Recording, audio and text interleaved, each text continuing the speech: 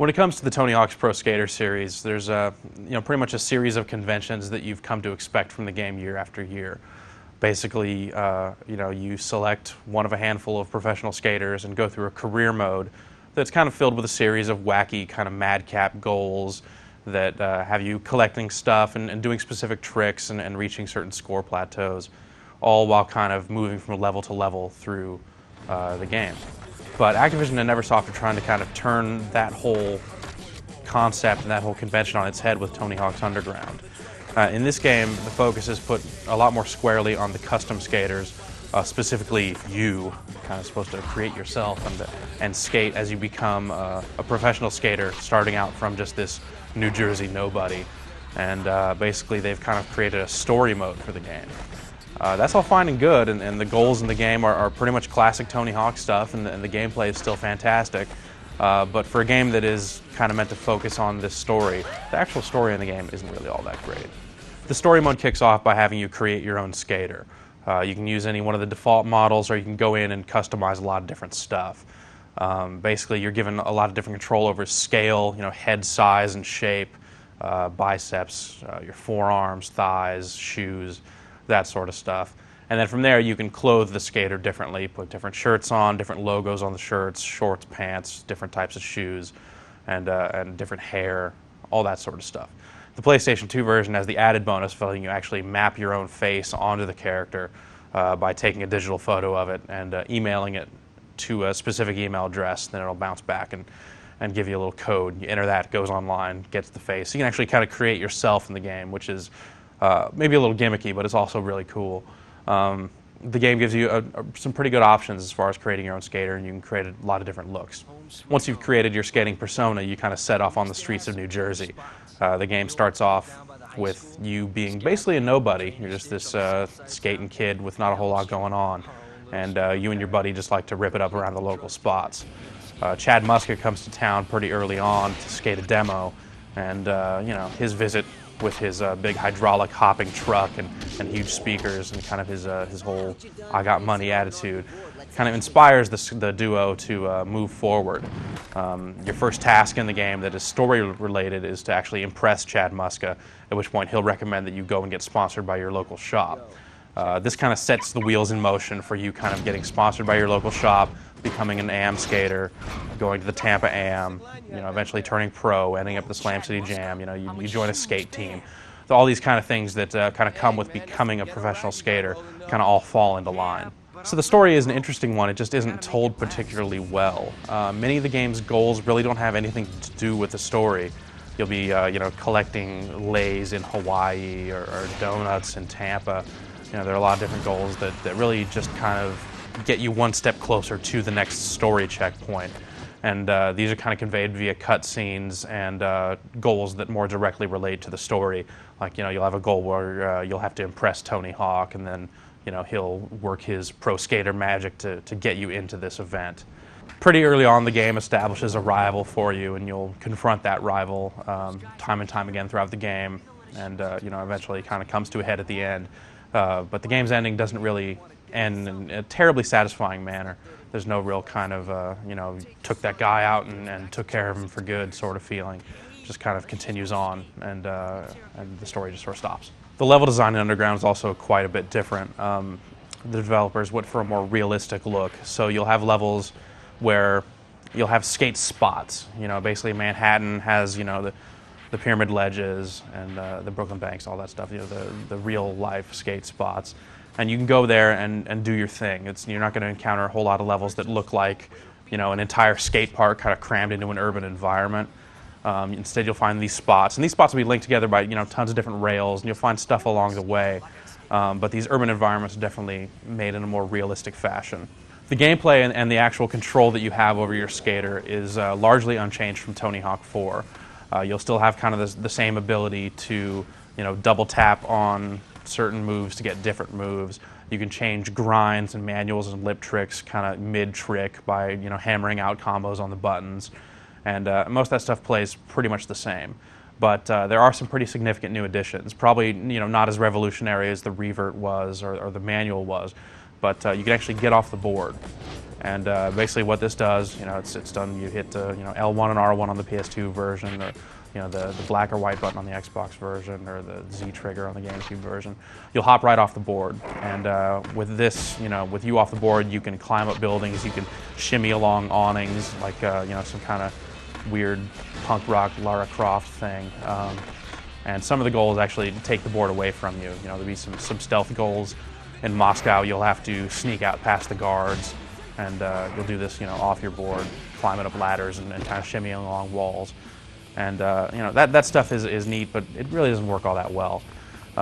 Where getting off your board really comes into play is in combos, because you can actually work it right into a combo. And what this does is when you hop off the board, a little meter appears and it slowly runs out. So if you can get back on your board and continue your combo before the meter expires, your combo continues on. This is great because you can actually just stop and change direction entirely. So you can just skate along one entire line, hop off your board, turn around, skate it all the way back. And it really opens up a lot of potential for a lot of different type of combos. In addition to that, walls come into greater play here as well. You can do wall plants by hitting down and the ollie button when you approach a flat wall. And that's handy because you'll just plant yourself against the wall, then jump back off, and you can work that into the middle of combos. You can also do a wall push by holding down the grind button as you approach a wall. And you can do this mid-manual, which is nice because if you're manualing directly at a wall, typically that'll end your manual. So you can just kind of push off, get back going in the other direction, and then keep moving. These are nice little additions that do add some more combo potential to the game and really kind of make it feel a little more realistic. And they're definitely nice additions. Other additions in the game include the ability to drive cars. You'll run across a few different goals here and there where you'll be asked to drive a car around, or like a golf cart, or some sort of vehicle. The control in these cars really aren't good at all. The handling's pretty terrible. You don't get a good sense of speed, but the game's not meant to be a driving game, and it shows. So the inclusion of these driving goals is kind of on par with kind of the sloppy mini games that appeared in Tony Hawk 4, like that Alcatraz part where you were hitting baseballs with your skateboard. They're just kind of thrown in little things. Only with having them be actual goals now, there's a bit more of a focus on the driving than there were on those mini games, and they kind of stick out like a sore thumb.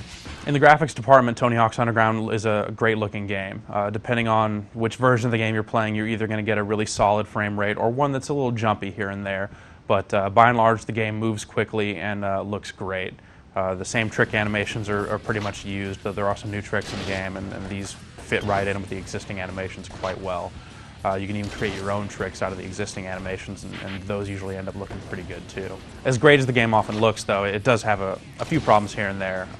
One of the problems that the previous Tony Hawk games have had is that they zoom up on these player models, or these kind of pedestrian models, that really don't look very good at all. They're not really meant to be seen up close, so when you're skating around they look great, but up close they don't look so great. Since the story mode has cutscenes, and you'll have people talking or skating up to people and talking to other people, you see those models a little more often, and they do look better than they did in the previous games, but they still kind of stick out here and there. The faces look a little strange at times. The animation for that stuff seems a little stunted here and there, and generally it just comes off looking a little weird. The game's available for all three major consoles right now, and there are some differences from platform to platform, though each version of the game is great on its own merits. Basically, the Xbox version of the game looks the best. The textures are smoother, cleaner. The frame rate pretty much locked solid at a nice smooth frame rate. The PlayStation 2 version looks great. You'll notice some frame rate stuff kind of start to pop up when you turn around a lot in really kind of populated or wide areas. You'll maybe see a little tearing here and there on the screen too. And the GameCube version probably looks the worst of all.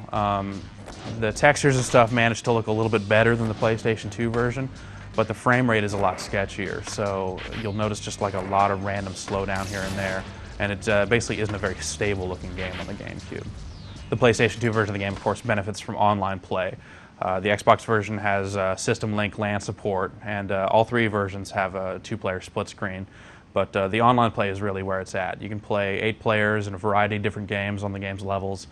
All the modes from the previous game have returned, so you'll have trick attack, graffiti, combo mambo, like King of the Hill, all that sort of stuff.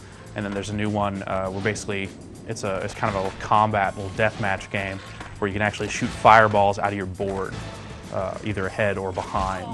So it kind of turns it into almost like a car combat kind of thing, where you're trying to take the other guys out. And the online works pretty well, and it's fun. In addition to just playing online, the PS2 version also lets you download created tricks, created decks, and created levels. So you can upload things that you've made, download things that other players have made. So it really kind of gives it a bit of a community feel, because you can get at a lot of created custom content and try out a lot of neat stuff. Overall, Tony Hawk's Underground is kind of a weird one. On one hand, the great gameplay that you've come to expect from the Tony Hawk series is totally intact. The goals really haven't changed very much, and you'll be doing the same sort of thing.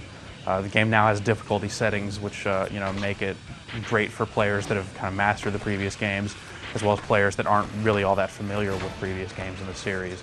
But at the same time, you can see kind of where the developer is trying to go with the story mode, and the story just really doesn't work out quite as well as it probably could have.